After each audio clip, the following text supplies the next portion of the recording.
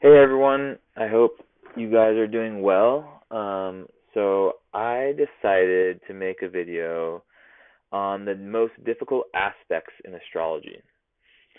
So I know not everyone's familiar with what an aspect is. Essentially, an aspect is a geometrical alignment between two planets in your chart. So for example, if you have your Venus at 16 Aquarius and then your Pluto is 90 degrees away from that. I'm blanking on, I guess it would be Scorpio. They would be 90 degrees away, and that would be called Venus square Pluto. That's actually one of them I'm going to talk about.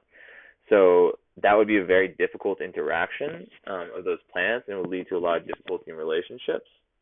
So what I'm going to do in this video is break down some of, in my experience as an astrologer, some of the most difficult aspects that I've seen.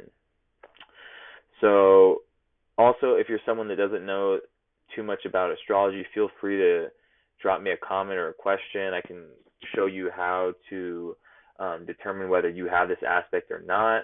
Essentially, you can just go into astro.com, put in all your chart information, and then you'll basically after you do that, you can ask me, and I'll tell you. Like, I'll gladly do that. I'll tell you if you have any of these aspects. So, anyways, the first one I want to start with is Venus square Pluto. So when you have Venus square Pluto, Venus is about love, relationships, and when there's a square to Pluto, it creates obsessiveness, almost this like paranoia, this like inability to really have a stable relationship because you're always thinking that the other person is doing something bad. It's very hard to trust, and it really comes from like a hurt ego, a hurt heart. So what ends up happening is that instead of like having a stable relationship, the relationship becomes a lot about power plays, a lot about power struggles and manipulation. It can be very difficult. So the next one I want to talk about is Moon opposite Saturn. So when you have your Moon, the emotions opposite Saturn in your natal chart, it can make it's one of the most challenging aspects because it makes you feel very sad and lonely. All you really want is emotional nourishment, but it's very hard to get because you feel very blocked in your emotional expression, right? It can also have to do with a difficult relationship with the mother. She may have been, or like the mother or the least dominant parent. But yeah, and it just leads to a great difficulty in sharing emotions, and it makes other people think you're emotionally distant when really like you really don't want that.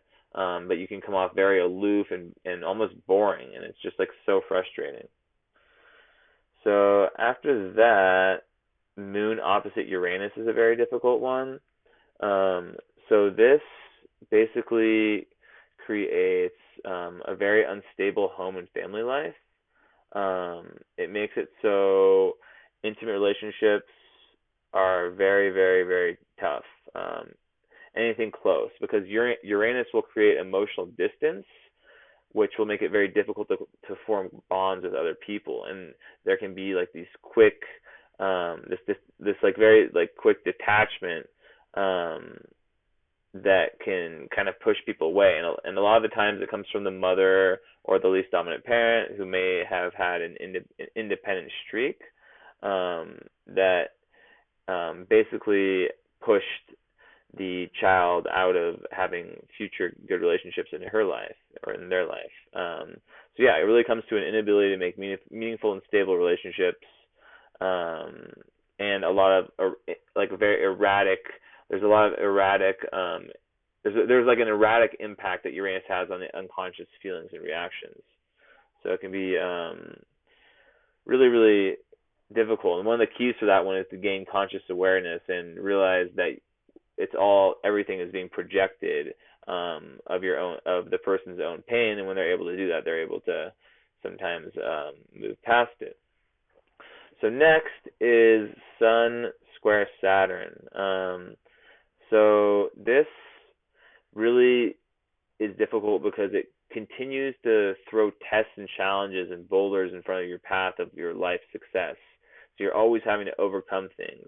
It can really cause difficulties with self-esteem. Usually early in life, usually from self-criticism from other people, authority figures, and because Saturn's touching the sun, it makes someone really hard on themselves. So there's a lot of self-criticalness, poor self-esteem, just really someone who's judging themselves, and really, really difficult. Um, but yeah, so that one's really, really tough. Aside from that, um, when you have Mercury square Uranus, that's actually by some astrologers called as a suicide aspect. It's not saying that everyone commits suicide, but it just is very, very difficult because Mercury, which is the mind, seems to have this kind of electric kind of worry taken by Uranus, and the mind always, it's almost like this mind that can never shut down. It can be like very, very anxious, like kind of like always having these same like thoughts, like Uranus is like this electric energy, so it's just like too powerful. It's like almost like the mind torments the individual. um After that one, so Pluto, so when you look at a birth chart, there's four angles. There's an angle at the bottom called the IC. So when you have there's when you if you have either Pluto, Uranus, um yeah, I would say like those are like the two main ones in my opinion. Pluto or Uranus on the IC. The IC also speaks of the unconscious mind, but also childhood. So Pluto on the IC, a lot of the time speaks to a violent childhood or just a very, very traumatic childhood, which then gets carried on into the unconscious. So it's like lots of trauma that's kind of like um, almost, the trauma is almost like leading the life from an unconscious place. So the next one is Uranus on the IC. So this is really interesting because it's kind of similar to the Moon Uranus one, but it just talks about a very erratic, unsafe, what's the word? Where a child, like for the childhood, where it's like always like just unstable. There could be like a drug addict mother, just like the very, very terrible home situation. That just did not feel safe, did not feel solid, and then it leads into adult life, right? Unless it's worked on. Aside from that, having Pluto in the 12th house is really difficult. One second, because Pluto basically represents primal power.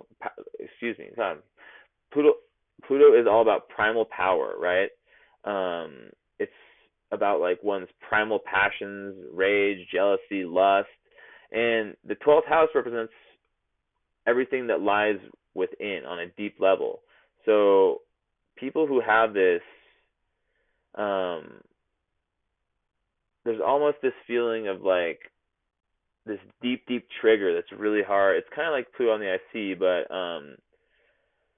it's almost like you can see people who are like too nice and have no like real desires, like they like kind of people who just like don't even feel like they like deserve anything. And it's not the fault of that person, but it's really the suppression of the primal passions. Because of what the 12th house does, it kind of makes that Pluto very dynamic energy goes away, and seems to result in things like different psychosomatic illnesses, and also lots of feelings of helplessness and hopelessness. So another one is when you have Uranus and Mars together. This is actually a transit that happened on this current date, February, whatever it is, February 13th. So this is a really interesting one. It's very accident prone. It's very like makes someone very clumsy.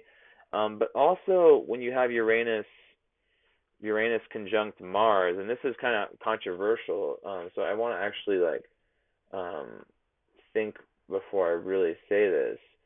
But there can be like rapes and things of that nature that happen. It, I guess. Well, actually, let me take that back. That would be more of the square in the opposition. But yeah, it's just like this. Yeah. So actually, let me take that back and let me say that Uranus square Mars would be more of a difficult one. Because basically Uranus like Mars is like this like primal energy, and Uranus is this spark. So this spark and this like very like this unpredictable spark, right? So it can be very dangerous. It's like this raw explosive energy.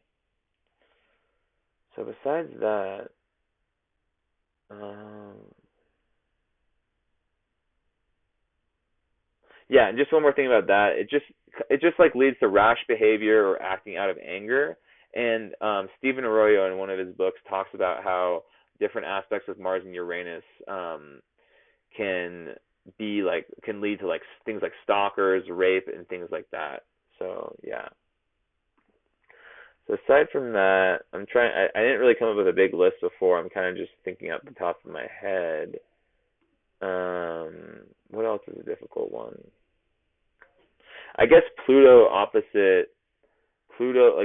square or opposite Sun or Moon is going to be difficult. I mean, regardless, um, it's just like Pluto in that type of um, difficult alignment is just not going to be good. It's gonna essentially, how do I say it?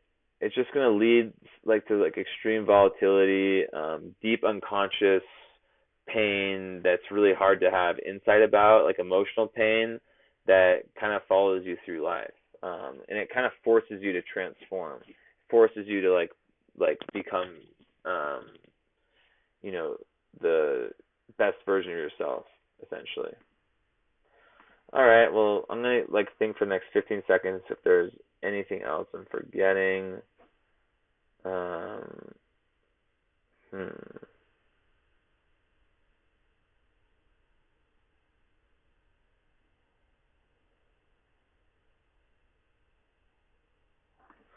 I know like after I finish this video, a bunch is gonna come up, but I guess maybe I'll make a part two series. So I hope you enjoyed this video.